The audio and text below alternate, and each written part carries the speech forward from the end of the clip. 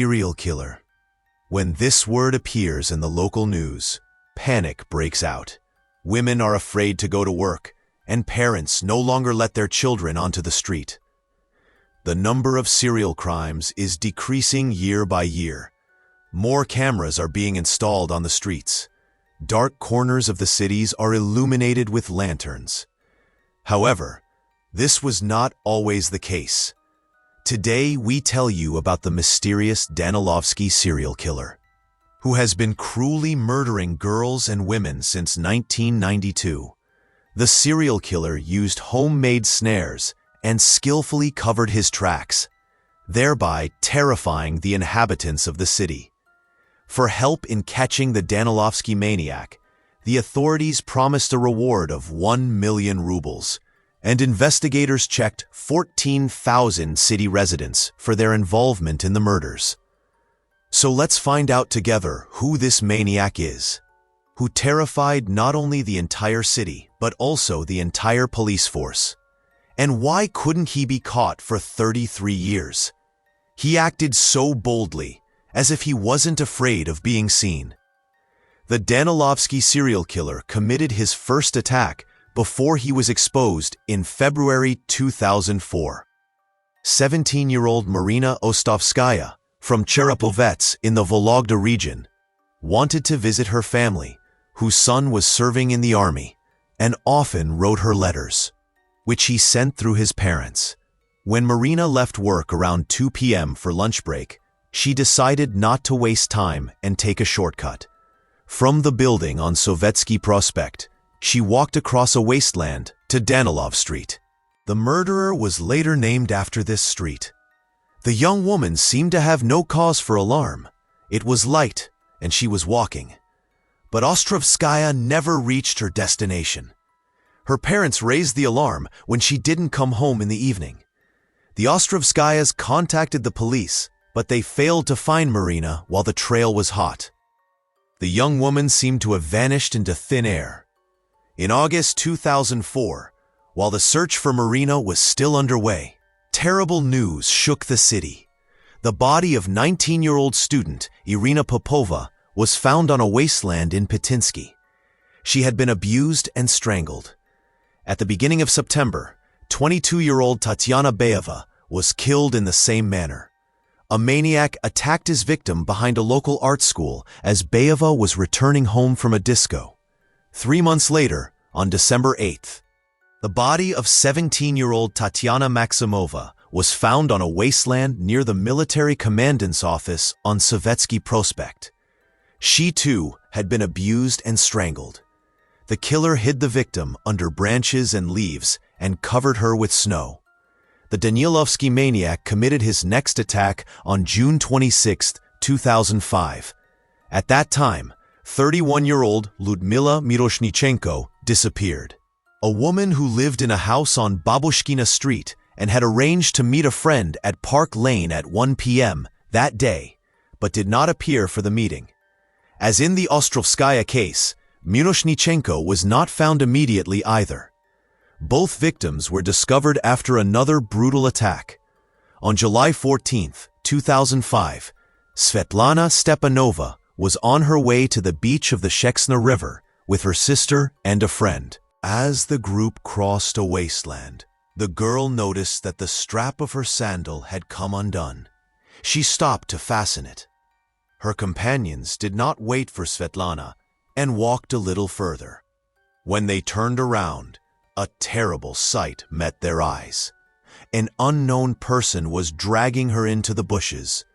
The youths screamed. The frightened monster killed the girl, left the body, and fled through the courtyard of a correctional facility.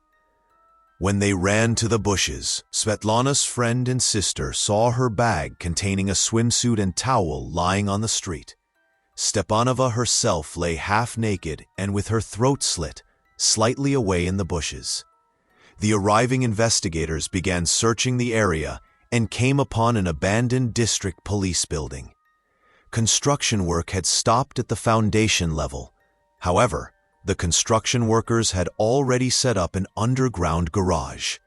There, the bodies of Marina Ostrovskaya and Lyudmila Miroshnichenko were found.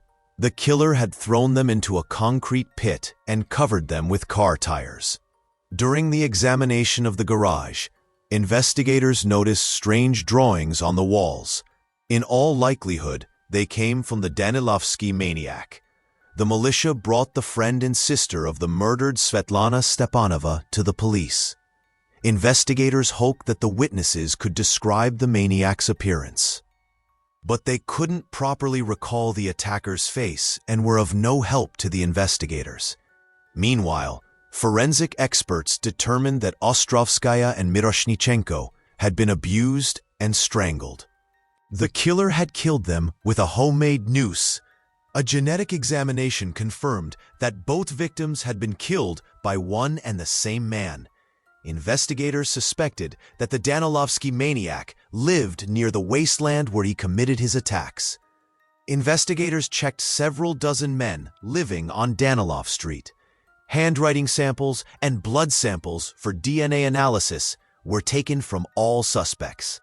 In total, 14,000 residents of Cherepovets were checked for their involvement in the murders during the investigation. Several people were even arrested after the checks, but the Danilovsky maniac was not among them. Investigators did not rule out that the serial killer might have moved elsewhere after finding out he was being sought. It was also suggested that the monster might have resorted to a trick and intentionally gotten himself locked up for minor offenses so as not to fall under suspicion. It seemed as if the investigators were on the verge of the truth. The killer disappeared for 2 long years, and the residents of Cherepovets breathed a sigh of relief. But in the summer of 2007, the Danilovsky maniac went hunting again. On June 11th, 17-year-old schoolgirl Natalia Zakalova walked through a strip of woods near the Oktobersky Bridge. The girl was on her way to the pier of a ski resort on the bank of the Sheksna River, a popular recreation spot for anglers and locals. It was only a few minutes until the pier when Natalia called her parents, who were waiting for her on the bank, and said she would be there soon. But time passed, and the girl did not show up. The worried parents, the Zakalovs, tried to call their daughter, but her phone was switched off. They rushed to the police, and several patrol cars immediately drove to the crime scene. The officers took their batons, lined up shoulder to shoulder, and combed the forest. Strips. After 15 minutes, they found the girl's body. She had been abused and killed. As it turned out, Natalia had only 10 more meters to go to the bank when she was attacked by the man. After questioning potential witnesses, investigators found a man who claimed to have seen a strange man in dirty clothes and wearing glasses near the spot where the schoolgirl's body was found. The perpetrator was between 30 and 50 years old. He was approximately tall and had a strong build. He had short-cut hair in the neck area. He had small bald patches or individual gray hairs. A description for the wanted person was circulated throughout Russia. One of the most striking features the witness described about the man was his cloudy gaze. Questioning the students and teachers of the special school located near the abandoned building of the Regional Police Directorate also yielded results. As it turned out, they had encountered a strange man who was painting on the walls of the school. These witnesses also noticed that the stranger had a very strange look, which is why the murderer in Cherepovets was called the Cloudy-Eyed Killer. However, the police did not rule out that the suspicious man seen at the crime scene was an ordinary marginalized person searching for empty bottles in the woods. Be that as it may, based on the witness statements, the police created a composite sketch of the suspect. Almost the entire city was plastered with flyers, but it did not help. The reward offered by the city administration for clues leading to the apprehension of the Danilovsky killer was also unsuccessful. Initially, the authorities were prepared to pay 500,000 rubles. Later, the amount was increased to 1 million. However, this step only complicated the investigation further. The police were overwhelmed with calls and messages from citizens who desperately wanted the money, but had no valuable information. Meanwhile, the former head of the criminal police of Cherepovets was of the opinion that it could be a transient who had already left the city. The officers had his DNA. A wanted notice was sent throughout Russia, but there was no indication that the perpetrator had surfaced anywhere. Although intensive work was carried out to solve these crimes, there was information about the approximate age of the murderer and some other operational leads, but without results. By 2008, the case file of the Danilovsky Serial Killer comprised volumes. The murderer even made his strangling snares himself because he feared being identified through his purchases of straps, leashes, and similar items. Investigators did not rule out that this caution on the part of the killer was due to his previous work with law enforcement agencies. Such cases are always difficult to solve because the perpetrator plans everything in advance and usually leaves no trace. Furthermore, one must not forget that these are often people with psychological disorders who think unconventionally. In July 2008, a mentally disturbed resident of Cherepovets fell into the hands of the police. Near Solyanoy Park, he suddenly attacked two girls and tried to drag them into the bushes. The two screamed for help. Witnesses called the police, and the attacker was arrested. The police immediately suspected that he was the Danilovsky killer. But a genetic examination showed that the arrested person had nothing to do with the series of murders in Cherepovets. A year later, a new suspect appeared to the police who resembled the composite sketch of the Danilovsky killer. This was a 70-year-old resident of Veliki Ustyug who lived with his 54-year-old girlfriend in the Dacha Cooperative u Medvedya in the Vologda district. The similarity to the composite sketch was partly due to the fact that the pensioner looked significantly younger than he was. Investigators became aware of him when the older man killed and was arrested for killing his girlfriend, with whom he had been for 10 years, in a fit of jealousy after another argument. At that time, it turned out that due to his work, he had regularly been in Cherepovets between 2004 and 2007, the period during which the series of murders was committed. The man's blood type matched the samples found on the victims' bodies, and investigators grew more certain every day that he was the Danilovsky serial killer. However, a genetic examination revealed that the investigators were mistaken. Ultimately, the arrested man was only convicted for the murder of his partner. Time passed, and terrible rumors spread throughout the city. November 2011 was overshadowed for the residents of Cherepovets by the disappearance of the 20-year-old student Svetlana Filiuk. On the day of her disappearance, the young woman had argued with her boyfriend and had gone for a walk, feeling sad about it. In the evening, Svetlana called her friend twice and said she was on Butushkova Street. He promised to come to her, but when he arrived there, Svetlana had already disappeared and did not return home. The search for Filiuk began the next day.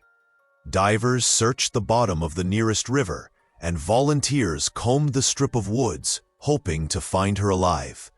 But no one found traces of Svetlana. Soon, witnesses were found who had seen the missing woman on the Oktyabrski Bridge. She was sitting on the guardrail and smoking. Besides the possibility of a violent death, various other theories were investigated. It was not ruled out that Svetlana had voluntarily ended her life or had been the victim of an accident. Meanwhile, rumors spread in Cherepovets that she had fallen victim to the Danilovsky serial killer, who was hunting again. It was rumored in the city that investigators had allegedly found the bodies of other young women from Cherepovets. The militia tried to calm the citizens and refute these terrible rumors. Only a single unidentified body was found near the first cemetery. Svetlana Filiuk's remains were only found in the summer of 2012. Initially, volunteers combed the area around Ukhtyarbsky again and found her jeans and boots. However, the searchers did not immediately realize that the items belonged to the missing woman from Cherepovets. Shortly afterward, the volunteers came upon a shallow pit containing a body covered with aspen branches. Obviously, the perpetrator used the dense bushes growing along Ukhtyarbsky. He dragged the young woman there, abused her, and strangled her. After the discovery of the body, the city authorities ordered the bushes along the entire Ukhtyarbsky area to be cut down. However, Svetlana Filiuk was never officially counted among the victims of the Danilovsky serial killer.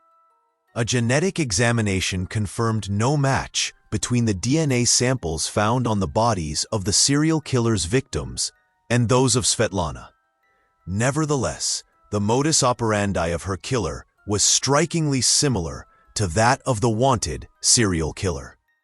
Furthermore, Svetlana was last seen near the location where the seventh victim, Natalia Zakalova, was murdered in 2007. Therefore, residents had no doubt that Filiuk had also been killed by the Danilovsky serial killer. In the meantime, the city authorities decided to demolish the unfinished building of the district police office, where the serial killer had buried his victims. Although approximately 20 theories were tested, 1,200 people were questioned, and about 180 expert reports were prepared during the investigation. Law enforcement agencies have still not succeeded in tracking down the killer. However, it turned out that the Danilovsky killer had committed his first murder back in 1992. At that time, residents of a house in Cherepovets found the body of a young woman with several stab wounds, including one to the heart, in a stairwell. The woman had spent the evening with friends. They drove her home, ensured she reached her building entrance, and drove away, one of the witnesses reported. It later turned out that she had not gone to her apartment, but to another house where she was later found. She was killed precisely in that entrance, even though she had no connection to that location. At the time, extensive investigations remained fruitless. Now the case has been reopened, and investigations are being carried out. The case was only added to the general investigation after matching biological traces were found. Investigators do not rule out that this is not the first victim, because in the 90s, DNA testing was not yet conducted, only biological testing. The next crime, which was previously not attributed to the Danilovsky serial killer, was committed in 1993 on Believa Street. A 17-year-old woman was on her way home from a visit. She lived nearby, just 3 to 4 minutes walk away, but she did not arrive home, and towards morning, passers-by found her body with traces of strangulation and abuse. At the time, there was no indication that these cases were linked.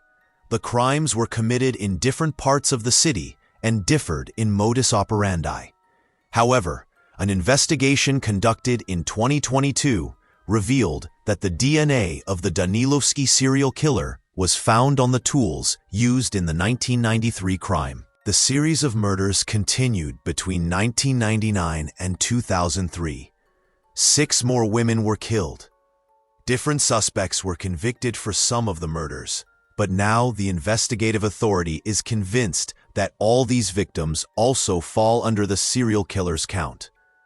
One of the suspects in the Danilovsky serial killer case was the serial killer Maxim Nikolaevich Krenov from Ivanovo, who had committed 14 murders between 2010 and 2014 and was arrested in Cherepovets in 2019. The first murder was committed in 2010 in the village of Bunkovo. 9 months later, another victim was found near the Ivanovo-Pskovskoy highway. Shortly afterward, the bodies of 2 women were found near the settlement of Zelenodorozhny. All victims were robbed and abused. At that time, the traces strongly resembled those of the Danilovsky serial killer. Investigators assumed that the perpetrator was traveling in a car manufactured in Russia. At the time, the governor offered a reward of 500,000 rubles for information that could lead to the solution of the crimes. Another 500,000 rubles were allocated from the budget for the investigation. Thousands of genetic tests were carried out. Unfortunately, the biological material was damaged due to a major error, and it was only years later that investigators managed to find a suspect who was already in Cherepovets at that time. Maxim confessed to the crimes and showed where and how he had committed them. He worked as a painter, was unmarried, and had 2 minor children. Surprisingly, he retracted his confession in court. The trial was held behind closed doors due to the articles regarding abuse. The aggrieved Galina, who lost her 20-year-old daughter at the time, recounts that the defendant refused to apologize to the relatives of the deceased. First, he confessed, but then he retracted his statement in court. He said he had been treated badly, the poor man. He has children. He worried about his children. But not a hair was harmed on his children, nor on him. And they remain, with their mother. Maxim already had previous convictions for robbery, theft, and assault, but was granted early parole. The current verdict is the maximum penalty. Based on the totality of the offenses, Maxim Krenov is definitively sentenced to life imprisonment, serving the first 7 years of his sentence in prison and the remainder in a special regime correctional colony. But no matter how much investigators saw Maxim as the Danilovsky killer, they failed to convict him for the murders in Cherepovets. Thus, the identity of the Cherepovets killer remains unresolved at the end of April 2025. According to investigators, he has killed more than 14 people. Investigators are currently checking 30,000 individuals, including those already in custody. So far, no matches have been found. Whether the serial killer is still alive or dead also remains a mystery that investigators are trying to solve. The possibilities are diverse. Here, both painstaking work and the re-examination of all case documents considering modern, highly advanced methods and technologies, as well as a stroke of luck, can help. For example, if a similar genome is entered into the database that turns out to be a relative, this would already be a new lead to follow up on.